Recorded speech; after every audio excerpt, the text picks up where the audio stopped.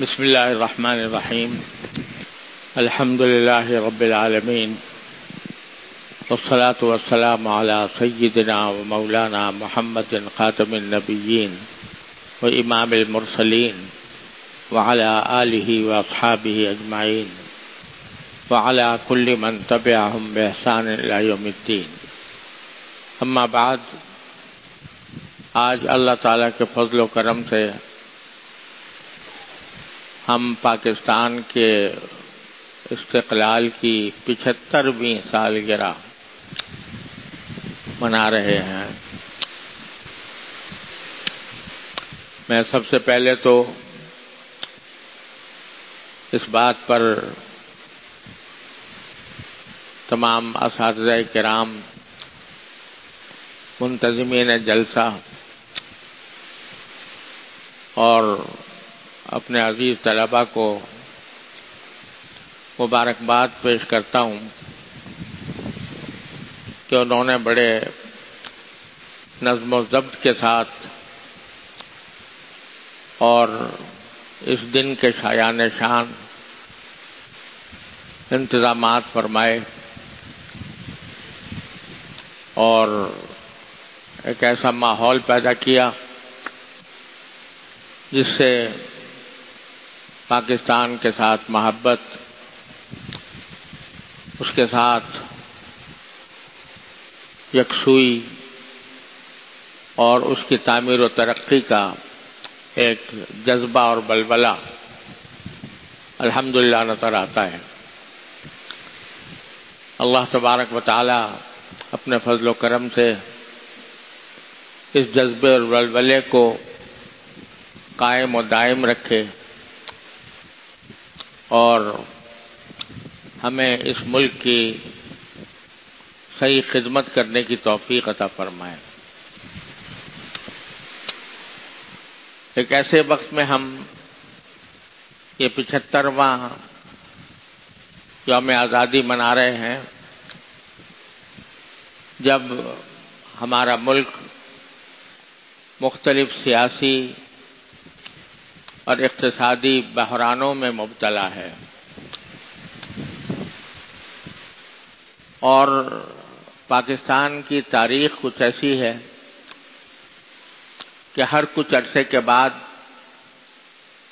پاکستان میں ایک نیا بحران اور نیا مسئلہ پیدا ہو جاتا ہے اور یہاں کے رہنے والے اس بحران اور ان مسائل کی وجہ سے بے چین رہتے ہیں. آج کل بھی ہمارا کچھ یہی حال ہے،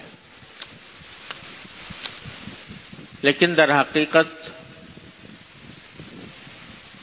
ایک بات ہمیں ضرور اچھی طرح سمجھنی چاہیے کہ یہ جتنے بحران ہمیں نظر آ رہے ہیں اور جتنے مسائل کا ہمیں سامنا ہے، یہ در حقیقت اس ملک پاکستان کے خلاف دشمنوں کی وہ سازشیں ہیں جن کے ذریعے یہ اس ملک کو نقصان پہنچا کر اس ملک کی بنیادوں کو کمزور کرنے کے لیے ہمارے درمیان بچھائی گئی ہے.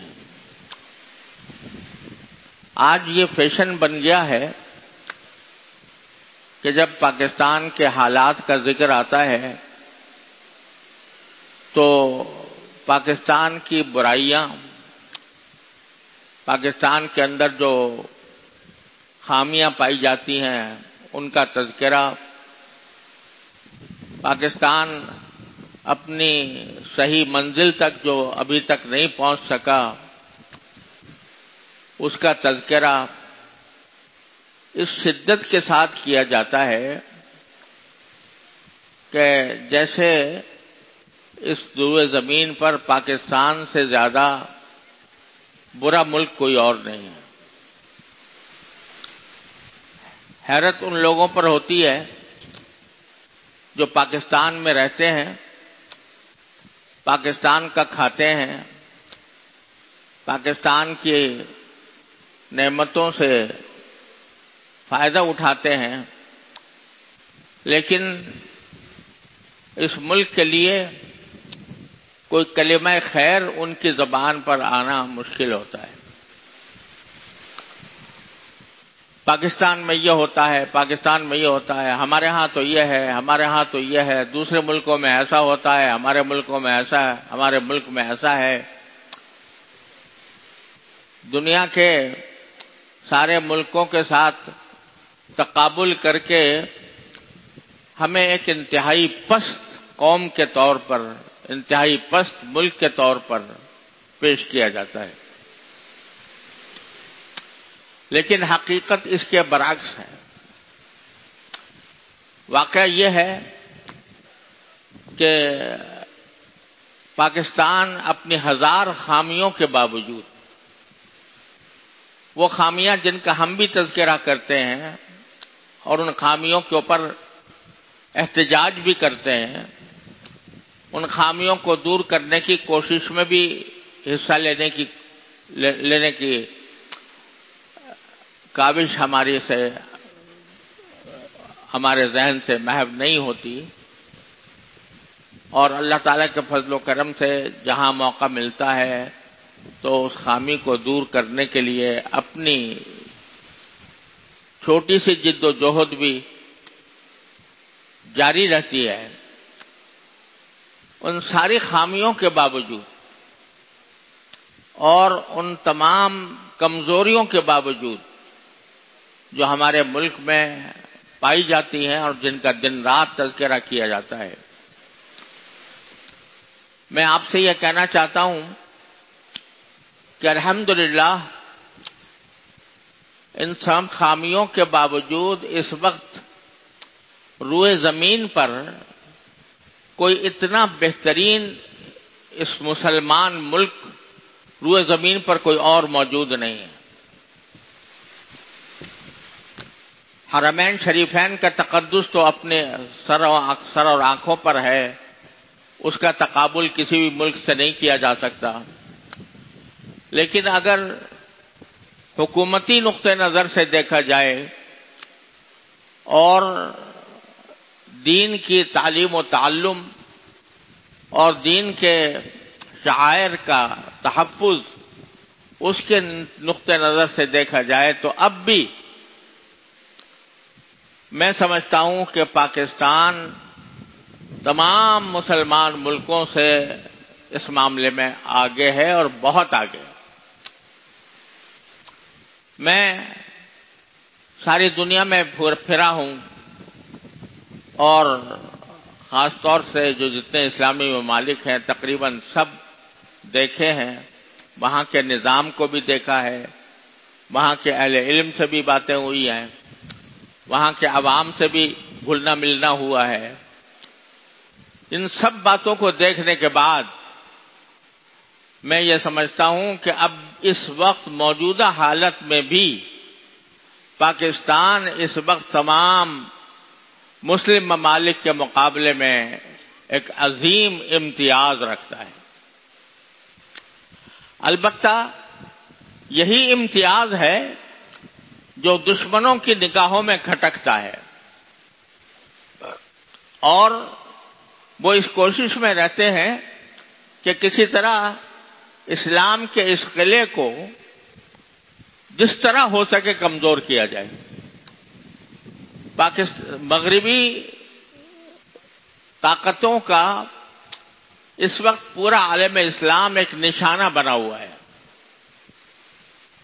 پورا عالم اسلام، اور اس کی وجہ یہ ہے کہ ایک زمانے میں دنیا کے اندر دو سپر پاورز ہوتی تھیں، دو سپر طاقتیں کہلاتی تھیں، ایک امریکہ اور ایک روس کا سوویت یونین جو بہت ساری ریاستوں پر مشتمل تھا۔ ان دو کو دنیا کی سپر طاقتیں کہا جاتا تھا، اعلیٰ ترین طاقتیں کہا جاتا تھا۔ ایک وقت آیا کہ 70 سال تک سوویت یونین کی ریاستوں نے کمیونزم کا اور اشتراکیت کا تجربہ کرنے کے بعد انہوں نے محسوس کیا کہ ہم جس راستے پر چلے تھے وہ ترقی کا راستہ نہیں ہے، اور اس کے نتیجے میں کمیونزم فیل ہو گیا۔ اشتراکیت جس کا ڈنکا بج رہا تھا اور جس کے بارے میں بڑے بڑے لوگ اس کی پیروی کرنے کی دعوت دے رہے تھے، وہ ساری آوازیں خاموش ہو گئیں۔ اشتراکیت کا محل دھڑام سے نیچے گر پڑا، اور اس کے گرنے کے بعد وہ سپر طاقت کہلانے والی ریاست جو سوویت یونین کے نام سے موسوم تھی، وہ مختلف دھڑوں میں بٹ گئی، ایسے دھڑوں میں بٹ گئی کہ مختلف ریاستوں میں تقسیم ہو گئی، اس کی قوت پارا پارا ہو گئی، ختم ہو گئی۔ اور اس میں ایک بہت بڑا سبب افغانستان کے جہاد کا بھی تھا کہ افغانستان میں جو روس کے خلاف جہاد کیا گیا، اس کے بعد سے اس کا زوال کا آغاز ہوا اور وہ زوال پذیر ہو گئے۔ اب دنیا میں صرف ایک سپر طاقت باقی رہ گئی اور وہ ہے امریکہ۔ امریکہ ہی اس وقت واحد سپر طاقت سمجھا جاتا ہے جس کا کوئی مقابل نہیں ہے، مد مقابل نہیں ہے۔ لیکن امریکہ ہو یا مغربی طاقتیں ہوں، باوجود اپنے دشمن یعنی روس کو فنا کرنے کے ان کے دل و دماغ پر ایک خوف چھایا ہوا ہے، اور وہ خوف یہ ہے کہ ہم نے روس کو تو فنا کر دیا، لیکن یہ امت مسلمہ جو انڈونیشیا سے لے کر مراکش تک ایک زنجیر میں پروئی ہوئی ہے، اللہ تعالیٰ نے عالم اسلام کو کچھ اس طرح بنایا ہے کہ یہ ایک زنجیر میں پرویا ہوا ہے۔ انڈونیشیا سے اگر شروع کریں تو ہر اسلامی ملک ایک سے دوسرے سے تیسرے سے وہ ایک پورے سلسلے کے ساتھ چلا جا رہا ہے، اور یہ زنجیر انڈونیشیا سے شروع ہو کر مراکش پر ختم ہوتی ہے۔ بیچ میں کوئی دوسرا حائل نہیں ہے سوائے دو طاقتوں کے، ایک یہود اور ایک ہنود۔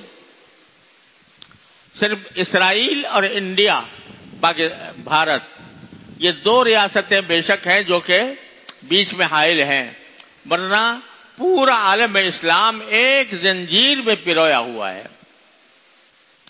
دنیا کی بہترین شاہراہیں ان کے قبضے میں ہیں، نہر سویز ان کے پاس ہے، آبنائے باسفورس ان کے پاس ہے، خلیج عدن ان کے پاس ہے۔ وہ شاہراہیں اور یہ پورا علاقہ انڈونیشیا سے لے کر مراکش تک یہ پوری دنیا کا وسط ہے، بیچوں بیچ آباد ہے، اور اس علاقے کے اندر عظیم ترین مقامات جو جنگی اہمیت کے حامل ہیں وہ سب عالم اسلام کے پاس ہے۔ اور اس وقت دولت کا جو سرچشمہ سمجھا جاتا ہے تیل، وہ اس پوری مسلمان علاقوں کے اندر پایا جاتا ہے۔ خلیجی ممالک تیل سے آباد ہیں، ایران تیل سے آباد ہے، اور عراق تیل سے آباد ہے۔ یہ بڑے بڑے ممالک جو تیل کی طاقت رکھتے ہیں، یہاں تک کہ یہ مقولہ مشہور ہو گیا کہ جہاں مسلمان ہے وہاں تیل ہے۔ یہ زر سیال ہے، بہتا ہوا سونا ہے جو اللہ تبارک و تعالیٰ نے عالم اسلام کو عطا کیا۔ لہذا اگرچہ انہوں نے اشتراکیت کو شکست دے دی، اور اس کی ایک وجہ یہ تھی کہ اشتراکیت کے پاس کوئی ایسا نظام نہیں تھا جو دائمی بنیادوں پر چل سکیں، اس لیے وہ شکست کھا گیا۔ لیکن یہ بات مغربی اقوام کو اچھی طرح معلوم ہے کہ اسلام کے پاس ایک ایسا نظم ہے جو ہمارا مقابلہ کر سکتا ہے۔ چنانچہ مجھے یاد ہے کہ جب سوویت یونین ختم ہوا تو امریکہ کا ایک مشہور ماہانہ رسالہ ہے ٹائم، جب پہلا شمارہ اس کا آیا کمیونزم کے ختم ہونے کے بعد، تو اس میں اس نے یہ دکھایا تھا کہ کمیونزم ایک قلعہ ہے بہت لمبا چوڑا، اور اس قلعے کی دیواریں گر رہی ہیں اور اس کے اوپر امریکی اثرات کے نمایاں نظر آتے ہیں۔ یہ دکھایا، لیکن ساتھ ہی برابر میں ایک چھوٹی سی تصویر ایک مسجد کی دے دی۔ اب بظاہر اس مسجد کا وہاں پر کوئی تک نہیں تھا، بیان یہ کرنا تھا کہ سوویت یونین ختم ہو گیا اور اس کو ہم نے ڈھا دیا، اس کو گرا دیا، تو وہاں بظاہر مسجد کی کوئی وجہ نہیں تھی، لیکن اشارہ اس طرف تھا کہ اس کو تو گرا دیا، لیکن یہ مسجد جو ہے یہ اب ہمارا مد مقابل ہے، اب ہمارا نشانہ یہ ہے، ہمارا ہدف یہ ہے۔ لہذا اب ان کا ہدف اس بات پر ہے کہ یہ عالم اسلام کسی وقت متحد نہ ہونے پائے، یہ عالم اسلام ہمارا غلام بنا رہے گا، اور یہ عالم اسلام کے تمام ممالک وہ ہمارے اوپر ہمارے محتاج رہیں۔ اور کہیں ایسا نہ ہو کہ کسی وقت یہ امت بیدار ہو جائے اور بیدار ہو کر متحد ہو جائے تو ہمارے لیے یہ کمیونزم سے زیادہ بڑا فتنہ ہے۔ اقبال مرحوم کی ایک نظم ہے جس کا عنوان ہے ابلیس کی مجلس شورا۔ ابلیس کی مجلس شورا، تو اس نے اس میں بتایا ہے کہ ایک مرتبہ ابلیس نے ایک مجلس شورا منعقد کی، اپنے سارے جہان کے شیطانوں کو اس میں جمع کیا اور ہر ایک سے یہ پوچھا کہ بتاؤ ہمارے لیے اب خطرناک کیا چیز ہے شیطانوں کے لیے۔ تو کسی نے کچھ جواب دیا، کسی نے کچھ جواب دیا، اور آخر میں ایک شیطان نے اٹھ کر کہا کہ اس وقت ہمارا سب سے بڑا خطرہ جو ہے وہ اشتراکیت ہے، کمیونزم، کیونکہ یہ کمیونزم اٹھ رہا ہے، یہ سارے انسانوں کو مساوات کا درس دیتا ہے اور سب انسانوں کو برابر کرتا ہے، تو یہ ہمارے لیے سب سے بڑا فتنہ ہے۔ تو آخر میں ابلیس نے تقریر کی، اور اس تقریر میں اس نے کہا کہ تم میں سے کسی نے صحیح فتنہ نہیں سمجھا، کیا چیز ہمارے لیے فتنہ ہے، آئندہ کے لیے ہمارے لیے کیا چیز مصیبت بن سکتی ہے، کیا ہمارے مقاصد کو فنا کرنے کے لیے کون سی طاقت ہے جو ہماری طاقتوں کو فنا کر سکتی ہے۔ تو اس نے بہت لمبی تقریر کی اور کہا کہ جانتا ہوں میں جو رنگ گردش ایام ہے، جانتا ہوں میں جو رنگ گردش ایام ہے، مزدکیت فتنہ فردہ نہیں اسلام ہے۔ مزدکیت یعنی اشتراکیت، مزدکیت فتنہ فردہ نہیں، اگلے مستقبل کا فتنہ اشتراکیت نہیں ہے بلکہ فتنہ اسلام ہے۔ یہ ابلیس نے یہ تشخیص کی تھی، اور اسی تشخیص کے اوپر یہ مغربی طاقتیں اس وقت کاربند ہیں کہ کسی طرح ان کو ڈھاؤ۔ تو ہر وقت ان کے دل و دماغ پر یہ ہوا مسلط ہے کہ یہ امت اگر کسی وقت متحد ہو گئی اور اس نے اتحاد و اتفاق کے ساتھ اپنی کوئی قوت قائم کر لی تو ہمارے لیے سب سے بڑی مصیبت وہ ہوگی۔ ایک لطیفہ مشہور ہے،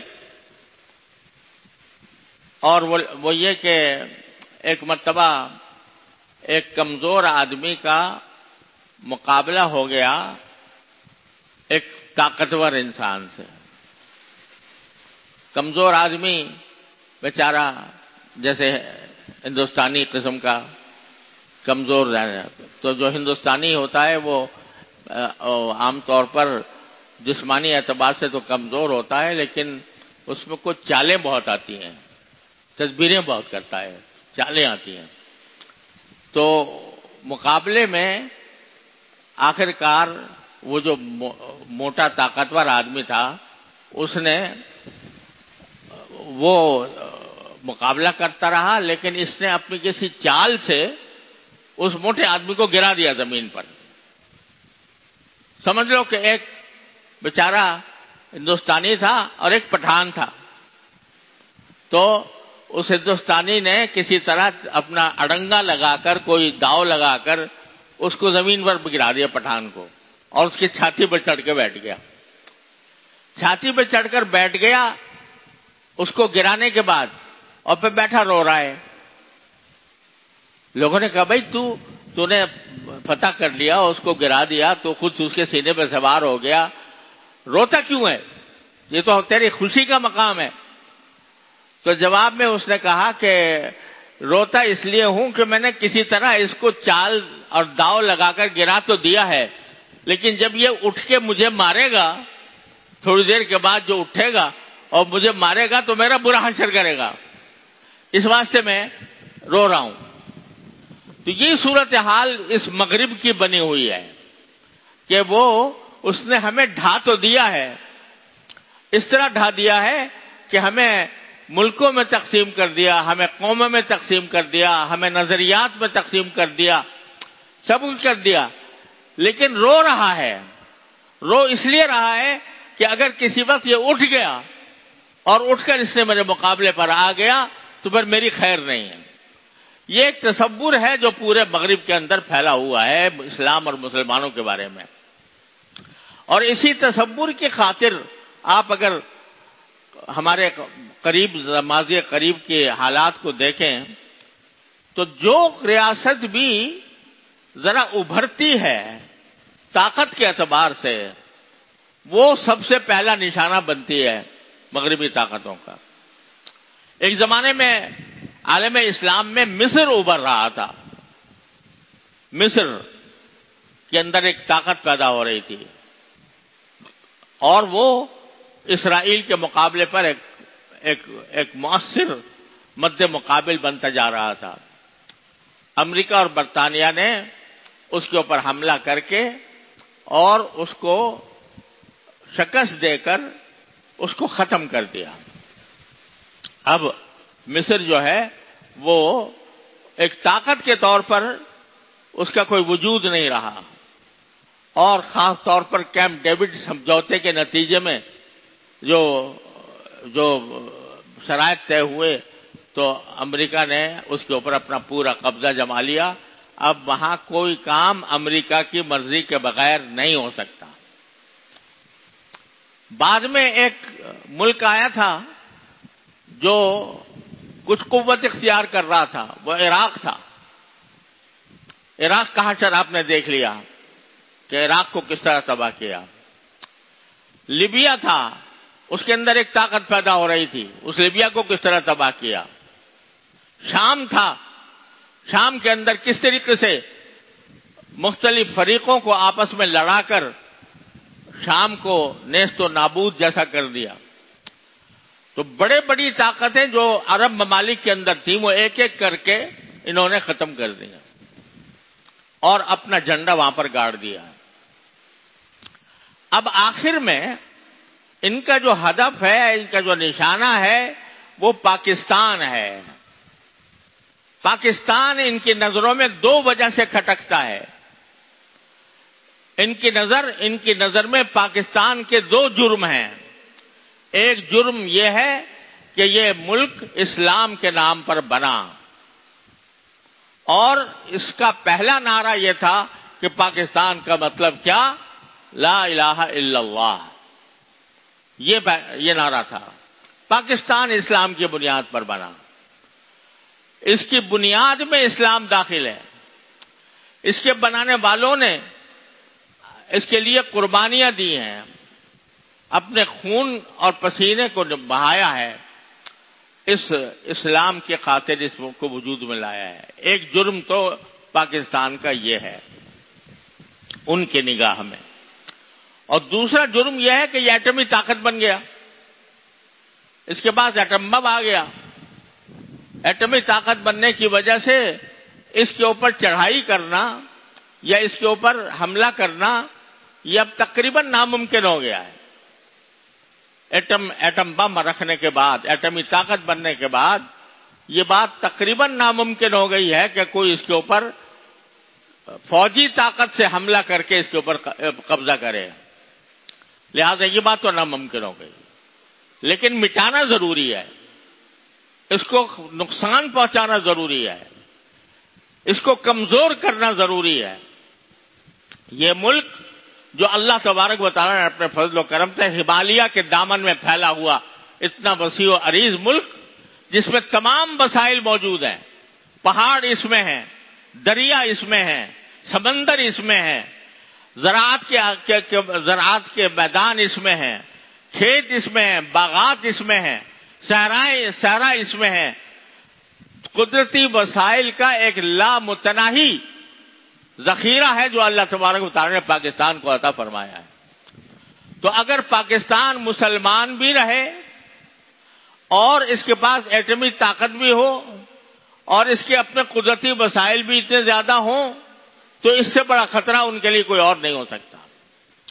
لہذا وہ اس بات سے تو مایوس ہیں کہ ان کے اوپر فوجی طاقت کے ذریعے قبضہ کیا جائے، لیکن وہ ایک ان کا اور طریقہ ہے، وہ ہے لڑاؤ اور تقسیم کرو، ان کو آپس میں متحد نہ ہونے دو، ان کے درمیان ہمیشہ کوئی نہ کوئی تفریق کا کوئی نہ کوئی بیج بوتے رہو، کبھی فرقہ واریت کی بنیاد پر، کبھی سیاسی تفریق کی بنیاد پر، ان کو اکٹھا نہ ہونے دو، ان کو اس بات کا موقع نہ دو کہ یہ اکٹھے ہو کر اپنے ملک کی تعمیر و ترقی میں حصہ لے سکیں۔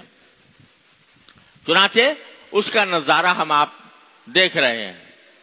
اس وقت ملک کی جو حالت ہے، ملک دو دھڑوں میں اس طرح تقسیم ہو گئی ہے کہ ایک دوسرے کی بات سننے کا روادار نہیں، ایک دوسرے کے خلاف گالم گلوچ کا ایک بازار گرم ہے اور ایک دوسرے کے خلاف سفارا ہیں۔ یہ حالت اس لیے یہ ویسے ہی نہیں پیدا ہو گئی، یہ پیدا کی جا رہی ہے، یہ پیدا اس لیے کی جا رہی ہے تاکہ یہ ہمارا ملک متحد نہ ہو سکے۔ بعض اوقات بڑے خوشگوار اور خوبصورت نعرے دیے جاتے ہیں، وہ نعرے ایسے ہوتے ہیں کہ جوانوں کے لیے، نوجوانوں کے لیے بڑے دلکش ہوتے ہیں، دل فریب ہوتے ہیں، اور ان دلکش اور دل فریب نعروں سے مرعوب ہو کر نوجوان ایک رخ پر چل پڑتا ہے۔ اس کو بیچارے کو یہ اندازہ نہیں ہوتا کہ یہ نعرہ کہاں سے چلا ہے اور کون اس کی رسی ہلا رہا ہے اور اس کے نتائج کیا ہونے والے ہیں۔ جذبات کا ایک سمندر ابالا جاتا ہے، اس جذبات کے سمندر کو ابال کر مسلمانوں کو آپس میں لڑانے کی کوشش کی جاتی ہے، کبھی فرقوں کے نام پر، کبھی سیاسی نظریات کے نام پر، کبھی کسی اور صوبائیت کے نام پر، کبھی دیکھو کہ یہ سندھی ہے، یہ بلوچی ہے، یہ پٹھان ہے، یہ مہاجر ہے، یہ مختلف قسم کے عنوان رکھ کر تعصبات کو ہوا دے کر تفریق پیدا کی جاتی ہے۔ آج پاکستان کی حالت آپ یہ دیکھو کہ کتنی قسم کے جماعتیں اور گروہ آپس میں برسر پیکار ہیں۔ بلوچستان میں اس میں کوئی شک نہیں ہے کہ بلوچستان میں زیادتیاں ہوئی ہیں، ناانصافیاں ہوئی ہیں، لیکن وہاں کے لوگوں کو بلوچ لبرٹی آرمی بنا کے کھڑا کر دیا کہ وہ ہم بلوچستان آزاد ہونا چاہتا ہے۔ اسی طرح پختونخوا کے اندر ایک پشتون تحریک چلی شروع کر دی ہے کہ جو پشتون کے بنیاد کے اوپر لوگوں کو جمع کرے. ایک عرصے سے یہاں کراچی میں مہاجر قومی موومنٹ کے نام سے الطاف حسین صاحب نے نسلیں کی نسلیں تباہ کر دیں اسی عصبیت کی بنیاد پر. سندھ میں ہندو دیش کا نعرہ لگایا جا رہا ہے اور ہندو دیش والوں کو تقویت پہنچائی جا رہی ہے. اور مسلمانوں کے درمیان مسلک کے اختلافات، دیوبندی، بریلوی، اہل حدیث، شیعہ، ان کا آپس میں ٹکراؤ جان بوجھ کر پیدا کیا جا رہا ہے. اور نوجوان جو ہے وہ جذبات کی رو میں آ کر ان دلکش نعروں کے پیچھے چل پڑتے ہیں، جس کے نتیجے میں فائدہ کس کا ہوتا ہے؟ فائدہ دشمن کا ہوتا ہے، فائدہ مغربی دنیا کا ہوتا ہے، فائدہ ان لوگوں کا ہوتا ہے جو مسلمانوں کو متحد دیکھنا نہیں چاہتے. ان حالات سے ہم گزر رہے ہیں، لیکن اس کا جو سبق ہمیں لینا چاہیے، خاص طور سے جبکہ 75 سال ہمارے گزر چکے ہیں، ہمیں جو سبق لینا چاہیے وہ یہ کہ ہر دلکش نعرے کے پیچھے چلنے کی عادت ہم ختم کریں، جذبات کی رو میں بہنے کی عادت ختم کریں، عقل اور سمجھ سے کام لیں، دشمنوں کی چالوں کو سمجھیں، دشمنوں کی سازشوں سے خبردار رہیں. وہ کوئی بھی فتنہ کسی کے ہاں کھڑا کر سکتے ہیں اور کرتے رہتے ہیں. نوجوان کا خون گرم ہوتا ہے، اس گرم خون کو کسی مقصد کے لیے استعمال کرنے کے لیے ایک جذباتی نعرہ کافی ہوتا ہے. وہ جذباتی نعرہ اس کو دے دیا گیا اور وہ اس کے پیچھے چل پڑا اور اس نے ملت کو فرقوں میں بانٹ دیا، ملت کو گروہوں میں تقسیم کر دیا، قوموں میں تقسیم کر دیا. آپ اگر اسلام کی تاریخ کا مطالعہ کریں تو جہاں جہاں مسلمانوں کو شکست ہوئی وہاں بنیادی سبب یہ تھا کہ مسلمانوں کے درمیان تفریق پیدا کی گئی. آپ کو پتا ہوگا کہ جب بغداد کے اوپر تاتاریوں نے حملہ کیا ہے، ہلاکو خان نے حملہ کیا ہے، تو اس وقت بغداد کا ایک چوک تھا مامونیہ، اس میں علماء کرام کے درمیان چھوٹی چھوٹی باتوں پر جھگڑے ہوتے تھے، جیسے آج کل ہو رہے ہیں پنجاب میں اور سرحد میں حیات النبی اور ممات النبی، یہ حیاتی ہے یہ مماتی ہے، اور اس کے درمیان مناظرے ہو رہے ہیں اور ساری قوت بیان اور سارا زور بیان ان مسئلوں کے اوپر خرچ کیا جا رہا ہے. اسی طرح بغداد میں جب تاتار والوں کا حملہ ہونے والا تھا تو اس وقت میں چھوٹے چھوٹے مسئلوں پر علماء کرام کے درمیان آپس میں جھگڑے ہوتے تھے اور مامونیہ ایک چوک تھا، وہاں پر مناظروں کا ہر روز بازار گرم ہوتا تھا اور ان مناظروں کے اندر ایک دوسرے کے اوپر طعن و تشنیع ہوتی تھی اور تاتار کا فتنہ دروازوں پر دستک دے رہا تھا. چونکہ وقت کی نزاکت کو نہیں سمجھا اور ان بحثوں کے اندر مبتلا ہو گئے تو ہلاکو خان نے آ کر بغداد کی اینٹ سے اینٹ بجا دی. نہ اس مسلک والے باقی رہے نہ اس مسلک والے باقی رہے، نہ اس نقطۂ نظر کے لوگ باقی رہے نہ اس نقطۂ نظر کے لوگ باقی رہے. بغداد کا جو تباہی ہوئی ہے، اتنا زبردست خون بہا ہے کہ کہتے تھے کہ دریائے دجلہ کا پانی جو ہے وہ مسلمانوں کے خون سے سرخ ہو گیا تھا. اس میں کتابیں نظر آتش کی گئیں، کتابیں سمندر میں بہائی گئیں، دریاؤں میں بہائی گئیں. ایک کتاب میں نے بغداد کے اندر جا کر دیکھی تو اس کے اوپر لکھا ہوا تھا کہ یہ کتاب مفردات القرآن تھی امام راغب رحمۃ اللہ علیہ کی، امام راغب اصفہانی رحمۃ اللہ علیہ. تو وہ ایک کتب خانے میں نظر سے گزری تو اس پر کسی نے لکھا ہوا تھا کہ یہ کتاب تاتاریوں کے زمانے میں دریا دجلہ کے اندر پڑی ہوئی ملی تھی مجھے، میں نے وہاں سے اٹھائی تھی. دریا دجلہ میں یہ بہہ رہی تھی، وہ تاتاریوں نے جو کتابیں بہائی تھی ان میں سے یہ بھی تھی. یہ اس حالت میں تھی کہ میں کس کو اٹھا کر اپنے پاس محفوظ رکھ سکتا تھا، تو میں نے اپنے پاس اس کو اٹھا کر محفوظ رکھ لیا. وہ تو کتب خانے میں آج بھی لکھا ہوا موجود ہے. یہ حالت کیوں بنی کہ ہم نے وقت کے طوفانوں کا صحیح اندازہ نہیں کیا، اور چھوٹے چھوٹے مسئلوں میں، چھوٹی چھوٹی باتوں میں ہم آپس میں ایک دوسرے سے دست و گریباں ہو گئے، ایک دوسرے سے لڑائی اختیار کر لی، ہماری وحدت پارا ہو گئی، اور اس کے نتیجے میں دشمن مسلط ہو گیا. انشاءاللہ ثم انشاءاللہ، اللہ تعالیٰ کے بھروسے پر کہتا ہوں، انشاءاللہ پاکستان کے ساتھ ایسا نہیں ہوگا، نہیں ہو سکتا. اس پاکستان کی بنیاد میں ہزارہا شہیدوں کا لہو شامل ہے. اس پاکستان کی بنیاد میں ہمارے اکابر علماء دیوبند کا خون شامل ہے، ان کا پسینہ شامل ہے، ان کی جد و جہد شامل ہے. اور اس کے نتیجے میں اللہ تبارک و تعالی نے ہمیں ایک ایسا ملک عطا فرمایا ہے جس کے دستور کا پہلا جملہ یہاں سے شروع ہوتا ہے کہ اس کائنات پر حاکمیت اعلیٰ صرف اللہ کی ہے. آج ہمیں بہکایا جاتا ہے، ہمارے نوجوانوں کو بہکایا جاتا ہے کہ پاکستان کے اندر شریعت نافذ نہیں ہے، پاکستان کے اندر شریعت نافذ نہیں ہے، لہذا اس کے خلاف جہاد کے لیے کھڑے ہو جاؤ، اس کے خلاف ہتھیار لے کے جد و جہد شروع کر دو. یہ سبق پڑھایا جاتا ہے. یہ سب وہاں کے کھڑے کیے ہوئے لوگ ہیں جو یہ نعرے لگاتے ہیں.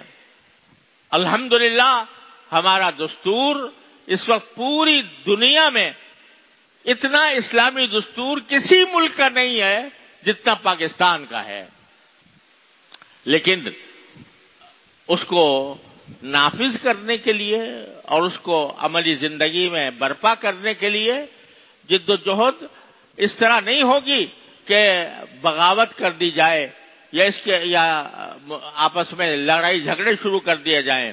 اس کا ایک پرامن اور اس کا علمی طریقہ موجود ہے. اس افسوس ہے کہ اس علمی طریقے کی طرف لوگوں کا دھیان نہیں، ورنہ آج پاکستان کا کوئی قانون شریعت کے خلاف نہ رہا ہوتا اگر اس طرز عمل پر عمل کیا جاتا جو آج دستور پاکستان نے ہمیں عطا کیا ہے. تو انشاءاللہ یہ سازشیں کامیاب نہیں ہوں گی، لیکن خبردار رہنے کی ضرورت ہے. خاص طور سے نوجوانوں کو میں اپنے عزیز طلبہ سے یہ درخواست کرتا ہوں کہ وہ اس دنیا میں چلتے ہوئے نعروں کے پیچھے جذباتی بن کر نہ چلا کریں، عقل اور سمجھ سے کام لیا کریں، اپنے اکابر پر بھروسہ کریں، اپنے اساتذہ پر بھروسہ کریں، اور جو کام کریں وہ اساتذہ کے مشورے سے کریں، اساتذہ کے علم میں لا کر کریں. جو کام کریں ان کے دیے ہوئے رہنما اصولوں کے تحت کریں تو انشاءاللہ محفوظ رہیں گے. اکابر کے سائے میں رہو گے تو انشاءاللہ محفوظ رہو گے.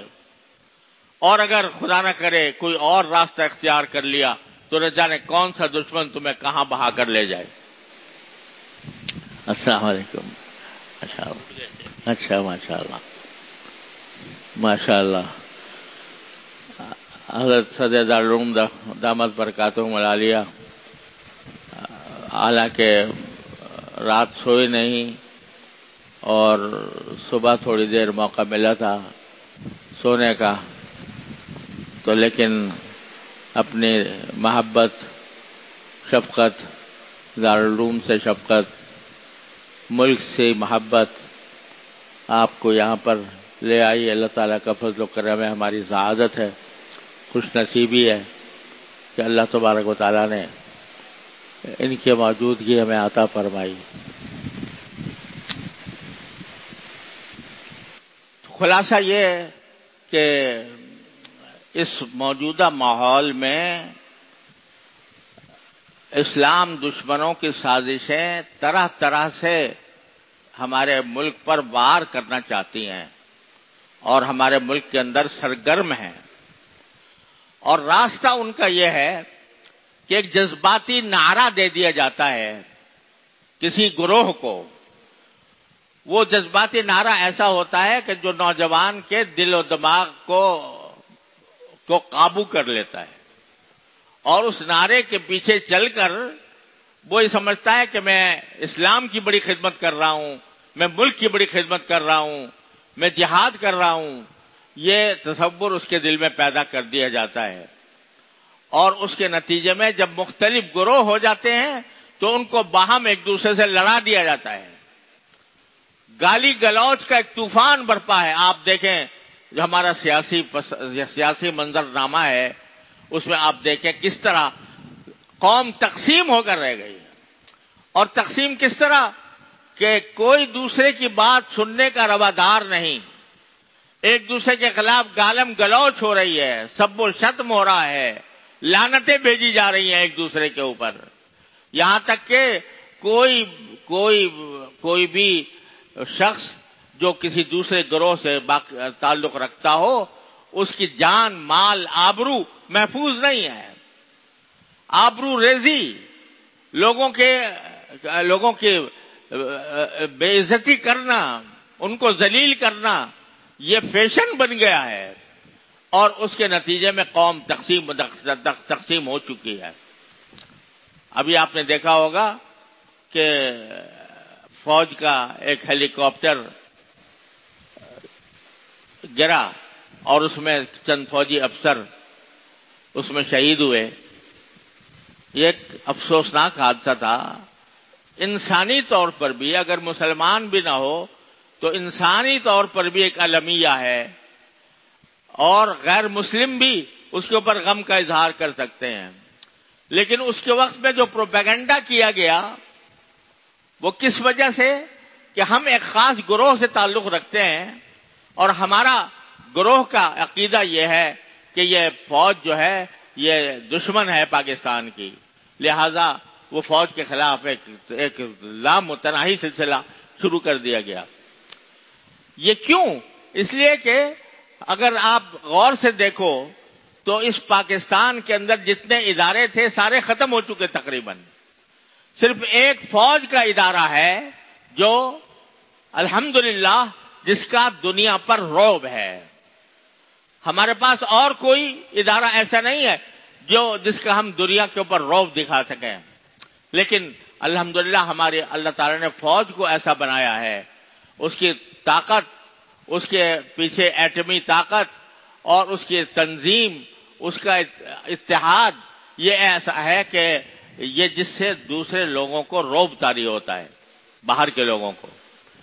لیکن یہ چاہ رہے ہیں کہ اس رعب کو بھی ختم کیا جائے اور اس کے درمیان کے اندر بھی نفرتوں کے دیواریں کھڑی کر دی جائیں. یہ ساری سازشیں ہو رہی ہیں پاکستان کے خلاف.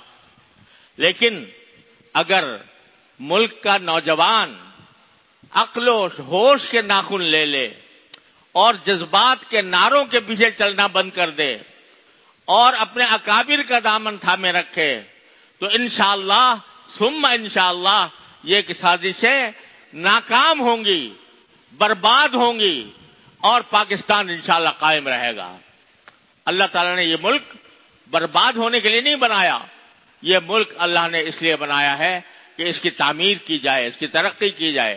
تنقید بے شک کریں لیکن تنقید تعمیری انداز کی ہو جس سے کہ کوئی فائدہ حاصل ہو. لیکن یہ گالی گلوچ کا جو ماحول پیدا کر دیا گیا ہے، جس طرح ایک دوسرے پر طعن و تشنیع کی جا رہی ہے، یہ کسی بھی حیثیت میں نہ انسانیت کا تقاضا ہے، نہ اسلام کا تقاضا ہے، نہ ملک و ملت کے فلاح و بہبود کا تقاضا ہے. اس وقت ہمیں متحد ہو کر پاکستان کی تعمیر و ترقی کی طرف توجہ دینی چاہیے. تو میری گزارش صرف یہ ہے کہ الحمدللہ اللہ تعالیٰ نے ہمیں یہ خطہ زمین اپنے خاص فضل و کرم سے عطا فرمایا. ہندو اور انگریز دونوں کی چکیوں میں ہم پس رہے تھے، اور اللہ تعالیٰ نے اس سے نجات عطا فرمائی، ہمیں آزادی عطا فرمائی. لیکن ابھی تک ہم ذہنی طور